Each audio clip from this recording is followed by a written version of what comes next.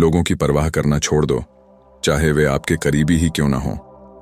खुद पर ध्यान दो, अपने आप पर काम करो और यह सोचो कि खुद को कैसे बेहतर बनाना है। आज हम आपको इसी से जुड़ी एक कहानी सुनाने जा रहे हैं। तो चलिए शुरुआत करते हैं। बहुत समय पहले की बात है। एक बुद्धिमान सन्यासी जंगल के पास अपनी कुटिया बनाकर रहते थे। जो भी अपनी समस्या लेकर उनके पास आता, वह बहुत ही सूझबूझ से उसकी समस्या का हल निकाल देते।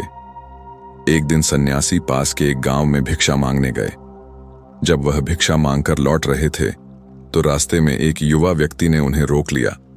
उसने कहा, मैंने सुना है कि आप बड़ी बुद्धिमानी से किसी भी समस्या का समाधान कर देते हैं।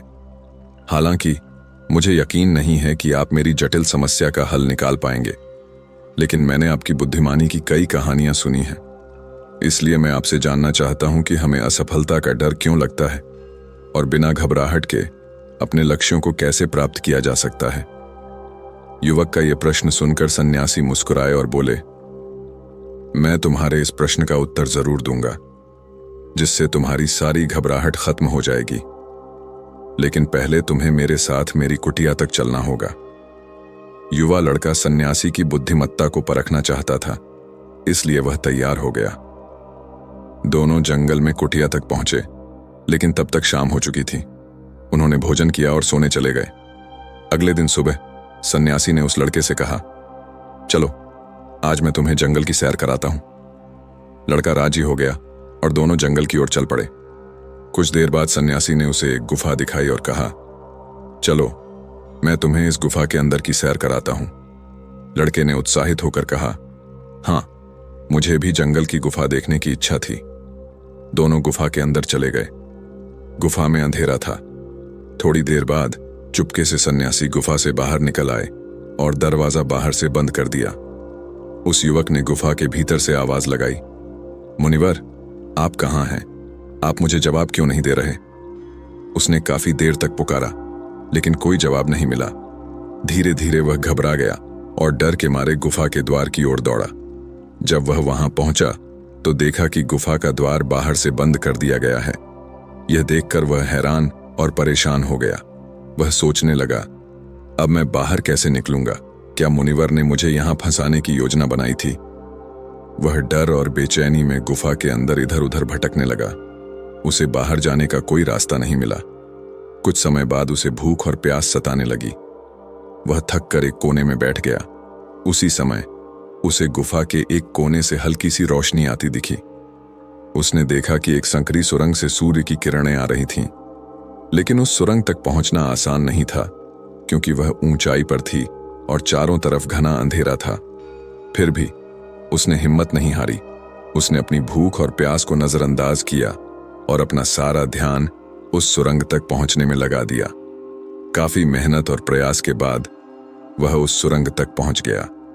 जब वह सुरंग से ऊपर चढ़ रहा था तो अचानक उसने मुनिवर को अपना हाथ बढ़ाते देखा। उसने तुरंत मुनिवर का हाथ पकड़ा और गुफा से बाहर निकल आया। बाहर निकलते ही वह गुस्से से मुनिवर पर चिल्लाया, मुनिवर, क्या आप पागल हो गए हैं? आप मुझे अकेला छोड़कर क्यों चले गए? मुझे बहुत डर लगा और भूख प्यास ने मुझे परेशान कर दिया। मुनिवर मुस्कुराए और उसे पानी देते हुए बोले, शांत हो जाओ और मेरी बात ध्यान से सुनो। तुम्हें इस गुफा से बाहर निकलने के दो मुख्य कारण थे। पहला, तुम्हें भूख और प्यास ने मजबूर किया, और दूसरा, गुफा की घुटन ने तुम्हें बाहर निकलने के लिए प्रेरित किया।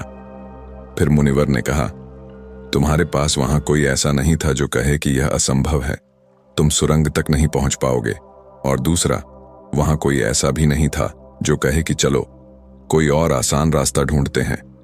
उन्होंने समझाया, सफलता प्राप्त करने का नियम भी कुछ ऐसा ही है। जब हमारे आसपास लोग होते हैं तो वे हमें सलाह देने लगते हैं, यह मुश्किल है, तुमसे नहीं होगा।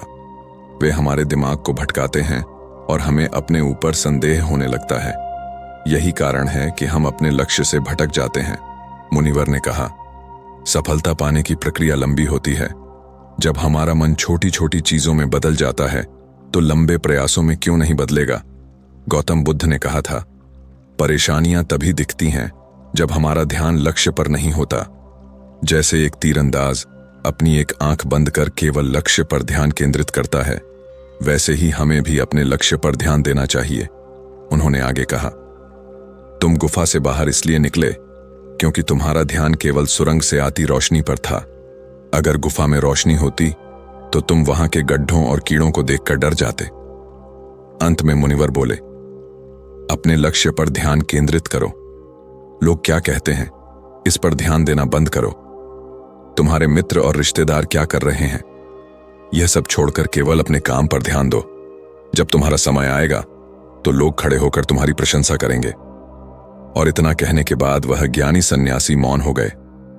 उस युवक ने कहा, गुरुदेव, आपने आज मेरी आंखें खोल दी। आपकी हर बात में मुझे गहरी समझ और बुद्धिमानी नजर आई। आप वास्तव में महान हैं और इसीलिए लोग आपकी बुद्धिमत्ता का आदर करते हैं। युवक ने आगे कहा, मैं आपसे वचन देता हूं कि आज के बाद मैं असफलता के डर को अपने मन में जगह नहीं दूंगा। मैं पूरी एकाग्रता से अपने कार्यों पर ध्यान केंद्रित करूंगा और जल्द ही एक सफल व्यक्ति बनकर दिखाऊंगा। इतना कहकर उस लड़के ने उस ज्ञानी सन्यासी का धन्यवाद किया और अपने गांव लौट गया।